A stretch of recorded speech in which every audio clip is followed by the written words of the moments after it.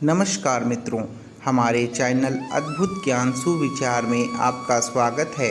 आज की कहानी है सब कुछ तुम्हारे हाथ में। एक आदमी रेगिस्तान से गुजरते वक्त बुदबुदा रहा था, कितनी बेकार जगह है ये, बिल्कुल भी हरियाली नहीं है और हो भी कैसे सकती है। यहाँ तो पानी का नामो निशान भी नहीं है। तपती रेत में वो जैसे जैसे आगे बढ़ रहा था, उसका गुस्सा भी बढ़ता जा रहा था। अंत में वो आसमान की तरफ देख झल्लाते हुए बोला, क्या भगवान, आप यहाँ पानी क्यों नहीं देते? अगर यहाँ पानी होता तो कोई भी यहाँ पेड़ पौधे उगा सकता था और तब ये जगह भी कितनी खूबसूरत बन जाती। ऐसा बोलकर वह आसमान की तरफ देखता ही रहा, मानो वो भगवान के उत्तर की प्रतीक्षा कर रहा हो। तभी एक चमत्कार होता है। नज़र झुकाते ही उसे सामने एक कुआं नज़र आता है। वह उस इलाके में बरसों से आ जा रहा था, पर आज तक उसे वहाँ कोई कुआं नहीं दिखाई दिया था। वह आश्चर्य में पड़ गया और दौड़कर कुएं के पास गया। कुआं लबालब पानी से भरा था। उसने एक बार फिर आसमान की तरफ देखा और पानी के लिए धन्यवाद करने की बजाय बोला, पानी तो ठीक है, लेकिन इसे निकालने के लिए कोई उपाय भी तो होना चाहिए। उसका ऐसा कहना था कि उसे कुएं के बगल में पड़ी रस्सी और बाल्टी दिख गई। एक बार फिर उसे अपनी आँखों पर यकीन नहीं हुआ। वह कुछ घबराहट के साथ आसमान की ओर देखकर बोला, लेकिन मैं ये पानी ढोऊंगा कैसे? तभी उसे महसूस होता है कि कोई उसे पीछे से छू रहा है। पलटकर देखा तो एक ऊंट उसके पीछे खड़ा था।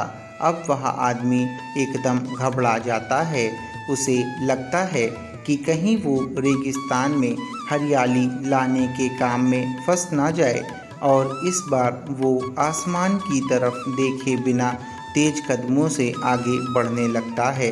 अभी उसने 2-4 कदम ही बढ़ाया था कि उड़ता हुआ पेपर का एक टुकड़ा उसके आकर चिपक जाता है। उस टुकड़े पर लिखा होता है, मैंने तुम्हें पानी दिया, बाल्टी और रस्सी दी, पानी ढोने का साधन भी दिया। अब तुम्हारे पास वो हर एक चीज़ है जो तुम्हें रेगिस्तान को हरा भरा बनाने के लिए चाहिए। अब सब कुछ तुम्हारे हाथ में है। आदमी एक क्षण के लिए ठहरा, पर अगले ही पल वह आगे बढ़ गया और रेगिस्तान कभी भी हरा भरा नहीं बन पाया। दोस्तों, कई बार हम चीज़ों के अपने मन मुताबिक न होने पर दूसरों को दोष देते हैं। कभी हम सरकार को दोषी ठहराते हैं, कभी अपने पेरेंट्स को, कभी कंपनी को, तो कभी भगवान को। पर इस दोष लगाने के चक्कर में हम इस ज़रूरी बात को अनदेखा कर देते हैं कि एक इंसान होने के नाते हम में वो शक्ति है कि हम अपने सभी सपनों को खुद साकार कर सकते हैं। शुरुआत में भले लगे कि ऐसा कैसे संभव है, पर जिस तरह इस कहानी में उस इंसान को रेगिस्तान हरा भरा बनाने के सारे साधन मिल जाते हैं, उसी तरह हमें भी मेहनत करने पर अपने लक्ष्य प्राप्ति करने के लिए ज़रूरी सारे साधन मिल सकते हैं। पर समस्या ये है कि ज़्यादातर लोग इन साधनों के होने पर भी उस आदमी की तरह बस शिकायत करना जानते हैं, अपनी मेहनत से अपनी दुनिया बदलना नहीं। तो चलिए आज इस कहानी से सीख लेते हुए हम शिकायत करना छोड़ें और जिम्मेदारी लेकर अपनी दुनिया बदलना शुरू करें, क्योंकि सचमुच सब कुछ तुम्हारे हाथ में है। तो दोस्तों, आपको कैसी लगी ये कहानी हमें कमेंट में ज़रूर बताइएगा।